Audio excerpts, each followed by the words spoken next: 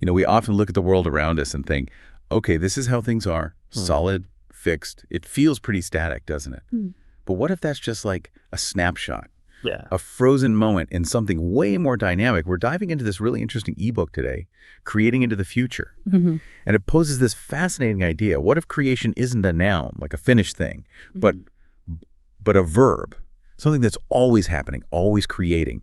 So that's our mission for this deep dive, to really unpack this concept. How does seeing creation as this ever-moving flow change things for us, how we see our experiences, and maybe how we can, I don't know, engage with what's coming? Yeah, it's a powerful shift in perspective, and the author gives a great analogy to help get our heads around it. Think about a bird flying. You can snap a photo, right? And in that photo, the bird is perfectly still, captured. Right, frozen in time. Exactly. But the reality is the bird keeps flying. Its journey continues. That photo, it's just one instant. The bird's flight, well, that's a continuous motion. And that's kind of like creation itself. Our perception sometimes just grabs that static photo and mistakes it for the whole reality. Oh, that makes a lot of sense. So we mistake the snapshot for the movie. Precisely. And I guess that leads us into a common trap, doesn't it? Especially after something really great happens.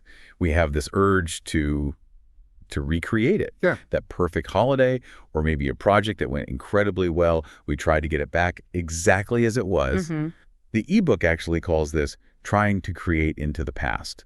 Even if we don't, consciously label it that way. Right. And this is where the author makes a really crucial point. It says, trying to create something that has already been created is actually impossible for creation to accomplish. Impossible. Why is that? Well, because the core nature of this creative process, it's described as infinitely creative. Infinitely creative. Yeah. Meaning it's always, always generating something new, something unique. It fundamentally cannot duplicate a past moment exactly. It's just not how it works. So even if things look the same or feel the same to us, underneath, every single moment is different from the one before. That's the idea. In reality, yes. Every moment is unique. And that's why the source calls trying to recreate or duplicate the past the one impossible task for creation. Wow. Okay. It just isn't built to go backward or, hit repeat. It's inherently forward moving. So this raises a pretty big question then. If every moment truly is unique, what does that mean for us when we do want to hold on to something good? That desire to keep what was. Yeah. What do we do with that if we can't just replicate the past? Right. How do we bring those feelings, those wonderful experiences forward? If we can't recreate, what's the alternative? And this is where the ebook offers a really practical approach, I think. It says the key is to introduce ingredients, components, and aspects of what we would like to flavor this creative process. Exactly. It's about identifying the essence. The author talks about a method, the manifesting process. And it's not just wishful thinking. It's about actively taking those elements from good past experiences, the feeling of joy, maybe that sense of accomplishment, specific details you loved, and really focusing on them, bringing them into your mental and emotional space now. So this manifesting process, it's more than just daydreaming. It sounds like a deliberate action. Very much so. The author stresses creating vivid imagery, really playing out scenarios in your mind, feeling the emotions as if they are happening right now. Feeling it now. Right. Yeah, embodying it. Because, as the ebook reminds us, we are always creating into the future. Always. So this process is about consciously directing that future creation. So we're not trying to photocopy the past. No, definitely not. That's the impossible task, remember. Right. Instead, we're consciously taking those desired ingredients, those components, the feelings, the essence, and we're introducing them into that constantly flowing stream of creation. Like adding seasoning to a dish that's already cooking.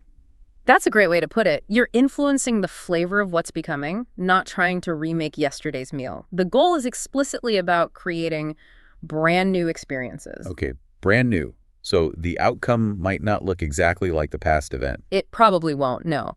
But the source suggests something quite exciting here. It says, often it plays out in new, exciting, and wonderful ways that are surprisingly even better than what happened in the past. Even better.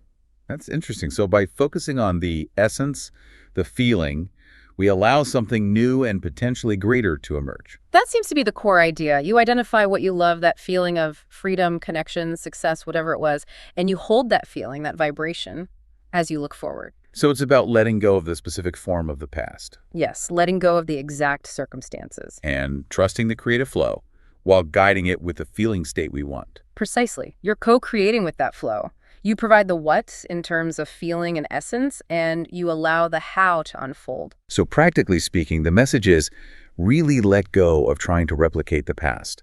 Stop looking backward with that kind of attachment, and instead look confidently into the future, armed with the feelings and the qualities you cherish. And then just allow. Allow the experience to manifest. And according to the source, it can show up in incredible, novel, often quite astonishing ways. That's really harnessing the power of understanding creation as this active, forward-moving verb. Aligning ourselves with its infinite potential rather than fighting against its flow. Beautifully put. Yeah, this whole deep dive really underscores that our reality and our part in shaping it is so much more fluid, so much more dynamic than just the static snapshots. Creation is active, it's moving forward, and it's inviting us to participate. So the question for you listening becomes, what ingredients from a past experience you really cherish? What essence could you consciously introduce into that ever-flowing stream of your future? What might you allow to manifest, perhaps even better than before? A powerful concept. And the author of our source material, Russ Latow, he's apparently been digging into these ideas, this living spiritually in a practical world for, over 20 years. His insights certainly gave us a lot to think about.